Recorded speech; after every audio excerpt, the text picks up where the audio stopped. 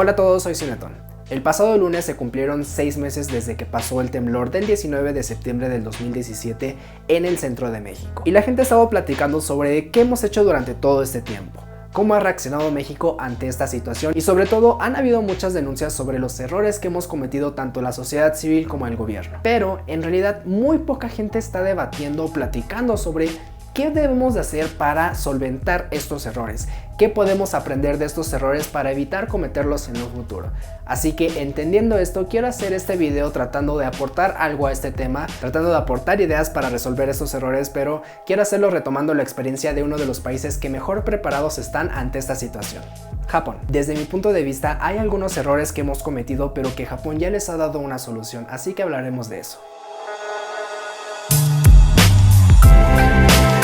El primer error que cometimos fue no estar preparados. Durante el sismo, la gente que se encontraba dentro de los edificios no sabía si salirse o quedarse dentro, la gente que se encontraba en el metro no sabía si pegarse al muro o quedarse dentro del tren, y así como estos ejemplos, hubieron muchísimos otros en los que la gente no sabía cómo reaccionar. Pero no todo acaba ahí. Inmediatamente después de que el sismo ocurrió, la gente quería ayudar, tenía muchas ganas de ayudar, pero no sabía cómo hacerlo. Y esto ocasionó muchas confusiones en los centros de acopio, en los albergues y en todas las cadenas de ayuda que se iban formando. Por ejemplo, en uno de los centros de acopio que yo visité, recuerdo que hubo un momento en el que llegaron 2 camionetas con ayuda y el que estaba organizando este centro de acopio pidió a la gente que hiciera una cadena humana para poder descargar todo lo que venía dentro de las camionetas. Sin embargo, la cadena humana se hizo hacia un lugar que no tenía nada que ver con el centro de acopio y al final de cuentas descargar todo lo que había en la camioneta fue un desastre. Al final de cuentas supimos arreglárnoslas, pero no podemos permitir que esta falta de preparación vuelva a cegarnos en un desastre si es que vuelve a ocurrir. Bueno, ¿cómo enfrenta Japón esto?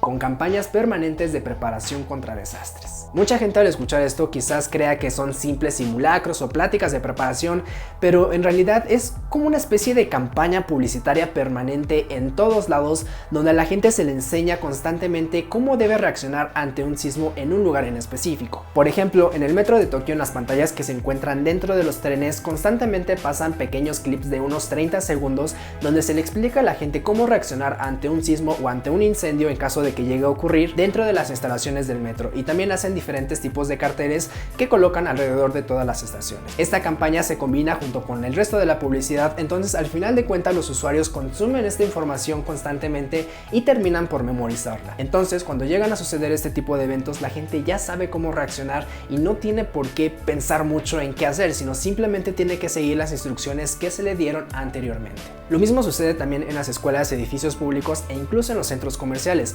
Muchas veces hay carteles informativos donde te explican cómo reaccionar ante un sismo específicamente en ese espacio. Es algo similar a los carteles que tenemos aquí en México que dicen qué hacer en caso de sismo o qué hacer en caso de incendio, pero estos carteles son adaptados específicamente al espacio donde la gente se encuentra. Algo que también me llamó mucho la atención de Japón es que además de simulacros hacen ferias de preparación contra desastres. Cuando estuve en Japón asistí a una de estas ferias y vi que no solamente te enseñan a cómo reaccionar ante un sismo o un incendio o un tifón, sino que hacen que pongas en práctica todos los conocimientos que tú tienes. Entonces en esas ferias te enseñan, por ejemplo, a utilizar extintores, es decir, te prestan ahí los extintores y te enseñan a cómo usarlos, te enseñan a cómo preparar los alimentos dentro de los albergues, es decir, ahí mismo te prestan los alimentos para que los puedas preparar. También te enseñan cómo ayudar a gente que se encuentra lastimada haciendo camillas improvisadas con cualquier tipo de material, te enseñan a cómo hacer cuartos temporales dentro de los albergues a base de cartón corrugado o cualquier otro material, te explican a cómo hacer pantuflas hechas a bases de papel periódico para aquella gente que no tiene zapatos especiales para el interior del albergue, entre muchísimas otras actividades, de las cuales, repito,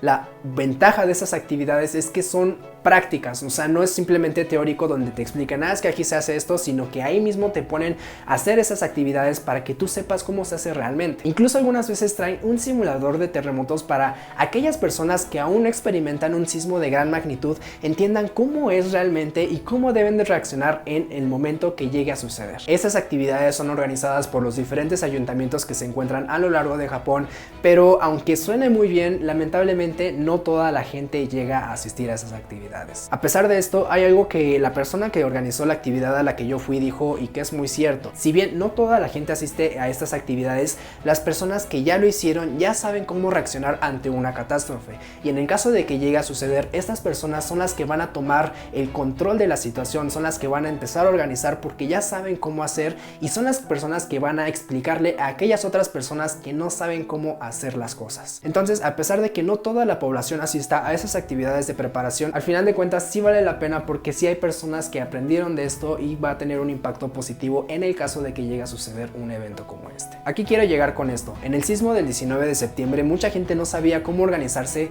en los centros de acopio, en los albergues y en las zonas de desastre. Pero si hubieran habido personas que hayan tenido esta preparación en actividades como las que se hacen en Japón, la desorganización hubiera sido mucho menor. Entonces, primer cosa que tenemos que aprender de Japón con respecto a los sismos es que tenemos que prepararnos aún más de lo que ya lo hacemos hoy en día. El segundo error también es la falta de preparación, pero más específicamente de las empresas. En el caso de los negocios donde se concentra mucha gente, como restaurantes, tiendas departamentales, salas de cine, entre muchos otros, la primera persona a la que la gente va a preguntarle qué hacer en caso de sismo es al trabajador.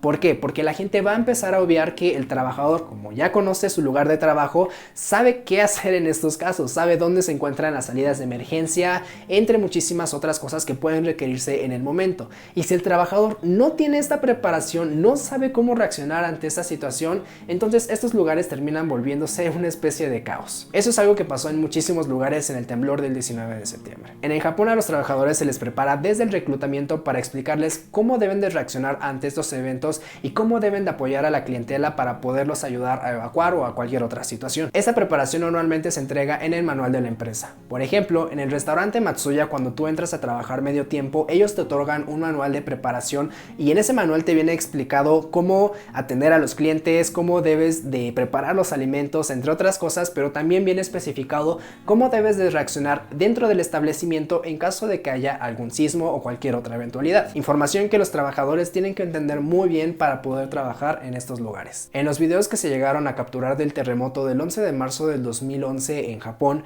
se puede apreciar cómo los trabajadores hacen actividades para ayudar a la gente a evacuar los edificios, e incluso se llega a apreciar cuando la onda sísmica se vuelve más intensa, cómo son los mismos trabajadores los que ayudan a proteger a su clientela. Si en México las empresas prepararan a su personal de la misma manera, la evacuación en estos edificios sería mucho más ordenada. Dentro de este mismo punto incluiré a los medios de comunicación. Me he dado cuenta que cuando suena la alerta sísmica en México, los conductores de televisión y de la radio no tienen idea de cómo reaccionar, y teniendo en cuenta que son vistos por millones de personas, ellos tienen el poder de transmitir calma a la población y de dar instrucciones de evacuación a muchísima gente. Japón entiende esto, pero también es consciente de que el saber que un fuerte sismo se acerca a tu estudio puede poner nervioso al conductor de la televisión. Lo que ellos han hecho es escribir un guión previamente a que ocurran estos sucesos, entonces cuando se activa la alerta sísmica, esa persona no tiene más que leer el guión prácticamente sin pensar, para que de esta manera, si el conductor se pone nervioso, no tenga ni siquiera que pensar en qué le va a decir a sus espectadores. Todo ya fue definido previamente en ese guión. El guión informa a la población de que un sismo se ha producido y que dentro de los próximos segundos la onda sísmica llegará a su ciudad. Informa qué ciudades se encuentran en peligro y también informa cuáles son las instrucciones a seguir para poder realizar una evacuación correcta. Y asimismo van informando en tiempo real de cuál es la intensidad que ha tenido este temblor, de dónde se ha originado y si hay una alerta de tsunami. Todo tiene que ser rápido, con calma, y finalizar con el resto de protocolos de una manera ordenada. Los medios en México ya están muy bien equipados con alerta sísmica, simplemente falta esta pequeña preparación para que no solamente emitan una alerta, sino también para que transmitan la calma a la población y den diferentes instrucciones de seguridad. El siguiente error que cometemos es la falta de paciencia. Sé que muchos me criticarán por incluir a este punto, pero quiero que lo vean desde un punto de vista neutral, ya que no lo hago con el afán de desmotivarlos, sino con la intención de que vean una realidad que no muchos quieren ver, pero que es esencial entender para llevar a cabo proyectos de reconstrucción realistas. Quiero que piensen por un momento. Digamos que no pasó ningún sismo. ¿Cuál es el tiempo normal que se tardan en demoler un edificio? Para un edificio de 4 o 5 pisos, el tiempo normal para demolerlo es aproximadamente de un mes. ¿Y cuánto tiempo tardan en construir un edificio normalmente? Nuevamente, para este edificio de 4 o 5 pisos tardarían aproximadamente 2 años o incluso más. Ahora, Hubo un sismo muy fuerte y los edificios dañados tienen que ser demolidos, pero no puede hacerse normalmente porque los edificios están tan dañados que se tienen que demoler como si fuera Jenga. Si se quita una pieza del edificio de manera errónea, todo puede venirse para abajo y afectar a muchísimas otras personas. Entonces el proceso de demolición es aún más tardado. En la Ciudad de México, los edificios que se han demolido, que son de 4 o 5 pisos de altura, se han tardado entre 70 y 120 días. Todo para evitar que ocurra una tragedia, algo que afortunadamente a la fecha de hoy no ha sucedido. Hoy hay mucha gente que está impaciente porque muchas personas aún no han recuperado su vivienda y sienten que la ayuda no llega tan rápida como uno esperaría. Pero teniendo en cuenta lo que les acabo de comentar, ¿qué esperaban realmente que sucediera en 6 meses? Aunque pareciera una eternidad, 6 meses lamentablemente no es mucho tiempo. Si un edificio tarda más de 2 años en construirse y tomando en cuenta que demoler los edificios dañados está tomando mucho tiempo, en 6 meses realmente no se puede lograr mucho. Y sé que suena feo, pero lamentablemente esto no puede ser más rápido. A la fecha no ha habido un solo país que tenga la capacidad de responder rápidamente a estas situaciones de emergencia. Pero eso es algo que afortunadamente ya se ha estado trabajando de manera teórica. En estos últimos años muchos especialistas se han dado a la tarea de investigar cómo incrementar los niveles de resiliencia de las ciudades. Así que aunque en estos momentos no podamos responder de una manera más rápida, sí que en los próximos años quizás esto cambie por completo. En Japón este mes se cumplieron 7 años desde que sucedió el tsunami en Sendai y a la fecha, al día de hoy, las actividades de reconstrucción continúan. Si bien el nivel de catástrofe no se compara con el que sucedió en México, lo pongo de ejemplo para que vean que un proceso de reconstrucción no es tan rápido. Y tampoco les digo esto porque quiera decir que los japoneses son más pacientes ni nada por el estilo, porque la verdad también allá han habido muchas quejas con respecto al proceso de reconstrucción. Pero algo que sí podemos aprender de ellos es que tienen muy claro que este proceso no va a ser nada sencillo, no va a ser rápido y hacen todo lo que queda en sus manos para poder ayudar a las personas que lo necesitan. Por ejemplo, empresas de turismo han estado promoviendo gratuitamente a las zonas afectadas para que la gente se anime a ir a visitar esos espacios. Lo hacen promoviendo sus espacios naturales e históricos. De igual manera, por ejemplo, la aplicación de Pokémon Go hizo que en estos lugares aparezcan Pokémon muy poco comunes para que la gente también se anime a ir a estas zonas que fueron afectadas por el tsunami y comiencen de esta manera a reactivar su economía. E incluso también hay despachos de arquitectos que se han encargado de diseñar de manera gratuita viviendas que pueden ser construidas muy rápidamente y con bajos recursos. En otras palabras, no importa desde dónde puedan ayudar, la gente en Japón intenta ayudar a las personas que fueron afectadas con lo que pueden. Incluso hoy, 7 años después de que sucedió el tsunami, hay muchas actividades de voluntariado en las que incluso los extranjeros pueden participar para ayudar a las personas afectadas. Y estos son tan solo algunos ejemplos de los que México podría aprender de la experiencia de Japón. O, más que aprender, deberíamos de dejar de cegarnos para ver que sí hay personas que se están poniendo las pilas para ayudar a los damnificados en México, como es el caso de Love Army México, de Fundación Slim y de los voluntarios Modelo, quienes han estado construyendo casas para las personas que la perdieron. Incluso aunque no queramos aceptarlo, también tenemos que reconocer la peligrosa labor de demolición de los edificios dañados en la Ciudad de México que ha estado llevando a cabo la Secretaría de Obras del Gobierno de la Ciudad de México. En resumen, tenemos que ser pacientes y más que quejarnos, tenemos que ponernos manos a la obra.